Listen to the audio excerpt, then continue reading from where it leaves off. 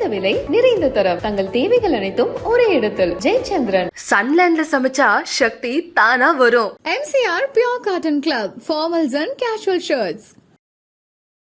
வார், Covid டைமில் இருக்கலாம். இந்த மாதிரியான சில குறிப்பிட்ட காலகட்டங்களில் 20% வரைக்கும் கூட கோல்டோட ரேட்ஸ் வந்து இன்க்ரீஸ் ஆயிருக்கு.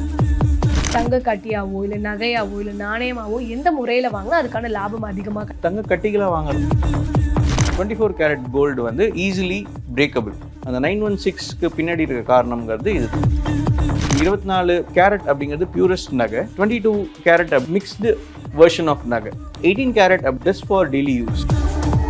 நீங்கள் ரொம்ப ஸ்டைலிஷான நகைகள் வந்து எக்ஸ்க்ளூசிவான ஷோரூமில் இருக்குது அப்படின்னா அந்த ஷோரூமில் போய் அதிகம் பார்த்தீங்கன்னா 18 கேரட் தான் இருக்கும்.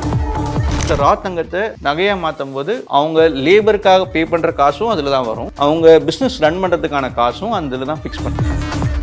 சரி, இப்போ தங்கம் வருஷத்துக்கு எவ்வளோ சதவீதம் ஏறும் அப்படின்னு ஒரு கணிச்சு சொல்ல முடியுமா? நம்ம இப்போது போன வருஷத்துலேருந்து பார்த்தோம் அப்படின்னா ஆவரேஜாக இப்போ நம்ம ஒரு 10% 15% வரைக்கும் ஹைக்கில் நம்ம இருக்கோம்.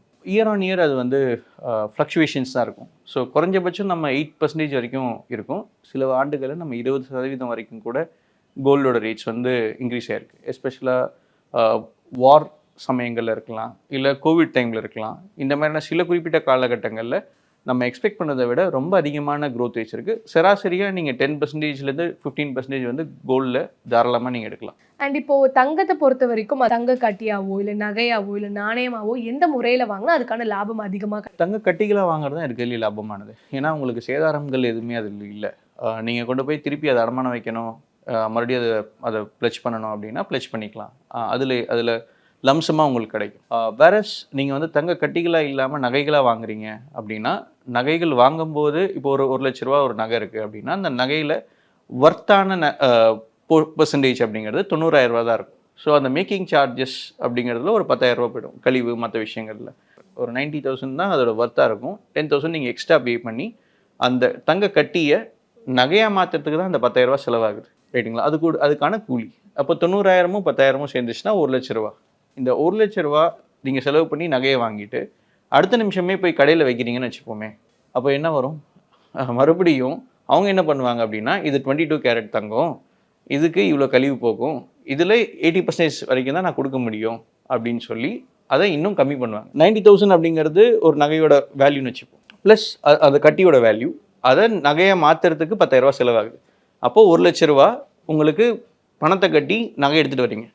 திருப்பி அந்த கடையிலேயே போய் இந்த நகையை நான் விற்கிறேன் அப்படின்னு நினச்சிங்க அப்படின்னா அவங்க அந்த நகையை எடை போடுவாங்க.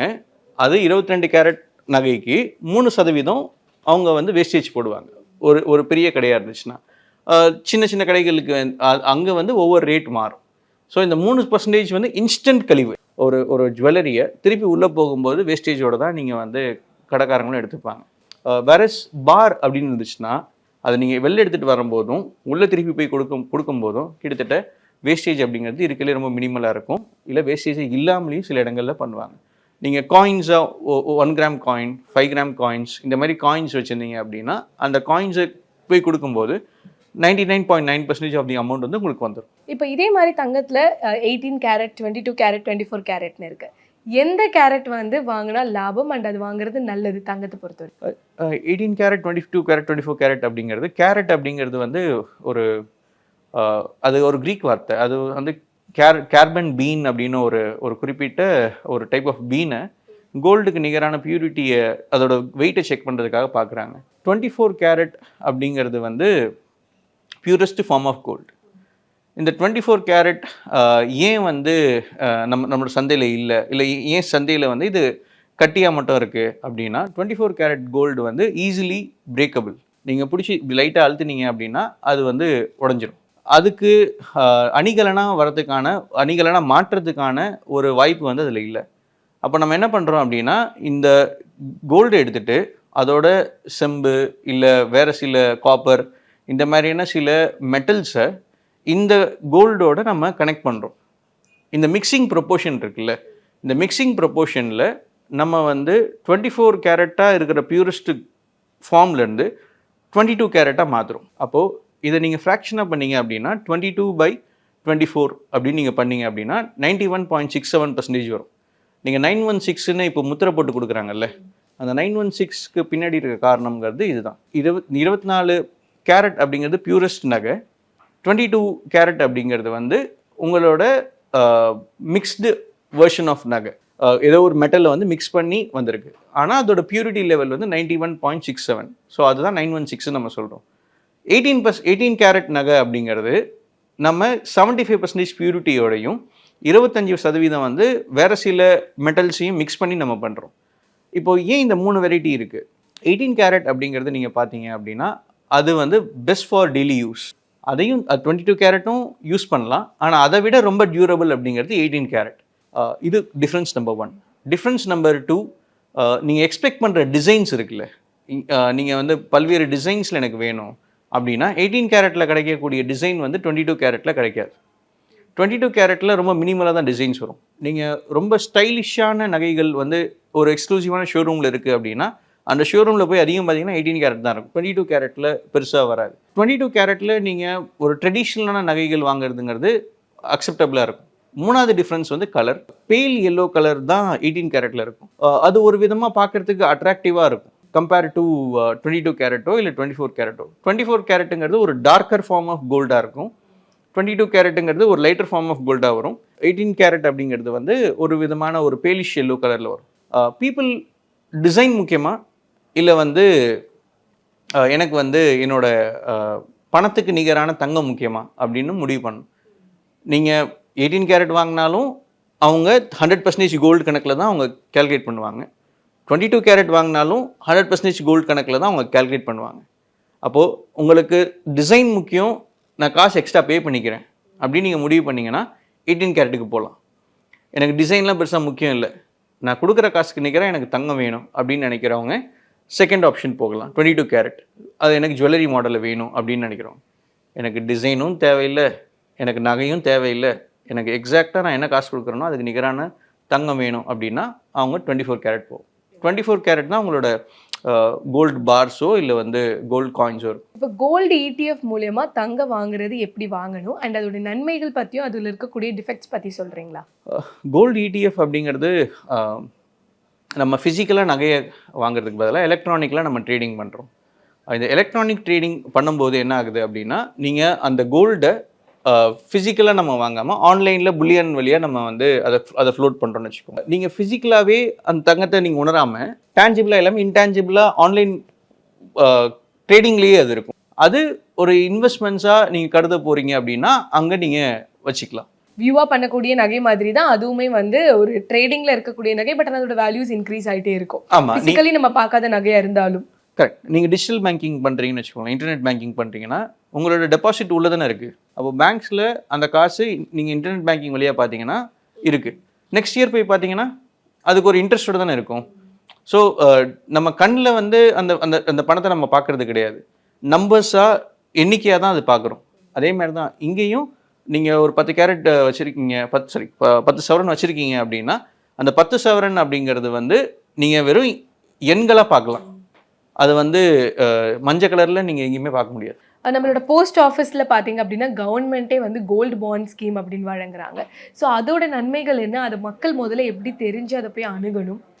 இப்போ கோல்டு பாண்ட் அப்படிங்கிறது நம்ம கவர்மெண்ட்டுக்கு ஒரு பணத்தை செலுத்துகிறோம், அந்த பணத்துக்கு ஈடாக நமக்கு கோல்டு அப்படிங்கிறது ரிட்டர்ன் வரும். ஸோ இதுதான் வந்து சாவரின் கோல்டு பாண்ட் அப்படின்னு நிறைய இருந்துச்சு. இப்போ நம்ம போஸ்ட் ஆஃபீஸில் போய் நம்ம பணம் செலுத்துகிறோம் அப்படின்னா அவங்க நமக்கு போஸ்ட் ஆஃபீஸில் கோல்டு அந்த கோல்டு பாண்ட்ஸ் அப்படிங்கிறது நமக்கு கொடுப்பாங்க.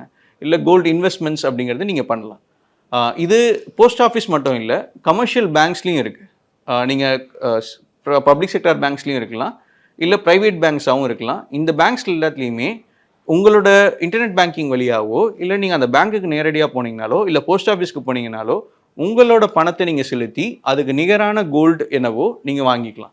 அது எப்போ வாங்க முடியும் அப்படின்னா கவர்மெண்ட் வந்து ஃப்ளோட் பண்ணும், இந்த குறிப்பிட்ட பத்திரங்களை நாங்கள் வந்து ஃப்ளோட் பண்ணுறோம் அப்படின்னு.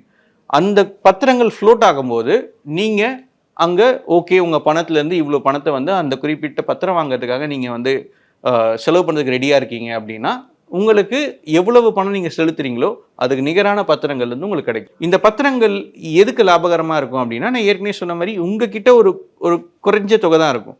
அதை வச்சு நீங்கள் உங்களால் 1 கிராம் கூட வாங்க முடியாது அப்படின்ற பட்சத்தில் இந்த பத்திரங்கள் வந்து அந்த ஃப்ராக்ஷனை உங்களுக்கு உடச்சி கொடுக்கும். ஸோ இப்போ இதே மாதிரி தங்கம் வாங்குற பல கடைகளில் சொல்றது என்னன்னா சேதாரம் கூலி இல்லாமல் நாங்கள் கொடுக்குறோன்ட்டு. இந்த சேதாரம் கூலிலாம் என்ன, அது இல்லாமல் கொடுக்கக்கூடிய நகைகள் வாங்குறதுல நஷ்டம் இருக்குமா இல்லை லாபம் இருக்கும்? மெட்டல்லையே ஏன் கோல்டு வந்து ஜெயிச்சிச்சு அப்படின்னா, மற்ற மெட்டல்லாம் தோற்று போயிடுச்சு அப்படின்னா, இதுக்கு ஒரு ஃபீச்சர் முக்கியமாக இருக்குது. என்னென்னா, பார்க்கறதுக்கு லஸ்டர் இருக்குது, அதாவது அட்ராக்டிவ்னஸ் இந்த குறிப்பிட்ட மெட்டலில் இருக்குது. ரெண்டாவது எரோஷன் ஆகுதுல்ல, அதாவது நீர் பட்டா அது வந்து கொஞ்சம் கொஞ்சமாக அதோட லஸ்டர் போகிறதா இருக்கலாம். இல்லைன்னா வந்து இயல்புலேயே நேரம் ஆக ஆக காலம் ஆக ஆக இயற்கையில் இருக்கிற காற்று அது படும்போது அதோட எரோஷன் ஆரம்பிக்குது. இந்த மாதிரியான பிரச்சனைகள் எதுவுமே இல்லாமல் இருக்கிறது வந்து தங்கம் மட்டும்தான். அதனால தான் மேபி ஓல்டர் டேஸில் மக்கள் வந்து அக்ராஸ் வேர்ல்டு எல்லா சமூகத்துலேயும் தங்கம் அப்படிங்கிறது ஒரு முக்கியமான கமாடிட்டியாக வந்து பிக் பண்ணியிருக்காங்க ஒரு மெட்டலாக. நான் இந்த 22 கேரட் அப்படின்னு எடுக்கும்போது உங்களோட வேஸ்டேஜ் அப்படிங்கிறது கம்மியாக இருக்கும். ஏன் கம்மியாக இருக்குது அப்படின்னா, நீங்கள் 91% வந்து உங்களோட ஒரிஜினல் தங்கம் இருக்குது. 2% அந்த பாக்கி இருக்க 10% தான் நீங்கள் வேஸ்டேஜாக கலக்குறீங்க. 18% எடுக்கும்போது உங்களுக்கு நிறைய வேஸ்டேஜ் வரும். ஓகே, ஏன்னா நீங்கள் நிறைய மிக்ஸ் பண்ணுறீங்க. ஆனால் அதுக்கான ரேட் என்னவாக இருக்கும்னா, ஃபுல் தங்கம் என்னவோ அதுக்கான ரேட்டாக இருக்கும். நீங்கள் ஒரு 1000 ரூபா பே பண்ணுறீங்க, ஆனால் அவங்க உங்களுக்கு கொடுக்கறதான வர்த்து வந்து 750 தான். பாக்கி 250 அப்படிங்கிறது வந்து நீங்கள் அவங்களுக்கு வேறு ஏதோ ஒரு மெட்டல் ஒரு 10 ரூபா 20 ரூபா வர்த்தான மெட்டலுக்கு நீங்கள் 230 ரூபா 240 ரூபா மேற்கொண்டு நீங்கள் பே பண்ணுறீங்க. அப்போ இந்த வேஸ்டேஜ் எங்கே ஜாஸ்தியாக இருக்கும் அப்படின்னா, எக்ஸ்ட்ரீம்லி கிரியேட்டிவான நகைக்கு நீங்கள் போகிறீங்க அப்படின்னா நிறைய வேஸ்டேஜ் வரும். ஓகே, எக்ஸ்ட்ரீம்லி ட்ரெடிஷ்னல் டிசைன் ஒன்றுமே பெரிய அளவுக்கு மாற்றம் இல்லாத நவீனம் இல்லாத டிசைன்ஸை பார்த்தீங்க அப்படின்னா உங்களுக்கு வேஸ்டேஜ் கம்மியாக இருக்கும். இது வந்து எப்படி வேஸ்டேஜ் வருதுங்கிறதுக்கான காரணம், இண்டிவிஜுவல் நகை கடையில் பல்வேறு ஃபேக்டர்ஸ் இருக்கும். அவங்களோட தனிப்பட்ட விருப்பு வெறுப்பு காரணங்கள் இருக்கலாம், அவங்களோட பிஸ்னஸ் மாடல்ஸ் இருக்கலாம். இது எல்லாமே வேஸ்டேஜை ஒவ்வொரு நகை கடைக்கும் இருக்கிற மாற்றங்களை நீங்கள் பார்க்கலாம். நீங்கள் இந்த குறிப்பிட்ட ஒரு மெட்டல் எடுக்கிறோம், அந்த மெட்டலை யாரோ ஒருத்தர் வந்து நகையாக மாற்றுறாங்கன்னா அவருக்கான லேபர் ஒர்க் அப்படின்றது இருக்குது. அந்த லேபர் ஒர்க்கில் தான் நிறுவனங்களும் அவங்களோட லாபம் பெர்சன்டேஜை வந்து கூட்ட முடியும். நீங்கள் இதுதான் நகைக்கான விலை, அதாவது 24 கேரட்டோட விலை இதுதான், இதோட ரேட்லேயே எனக்கு கொடுங்களேன், 500க்கான விலையிலேயே வந்து டம்பிளையும் கொடுங்களேன் அப்படின்னு சொல்கிறது அர்த்தம் தான். டம்பிள் மேக் பண்ணுறவர் என்ன பண்ணுவாருன்னா, அவரோட கூலியும் எடுத்துப்பார், அப்புறம் அவரோட லாபத்தையும் அதுக்குள்ளே தான் வைப்பார்.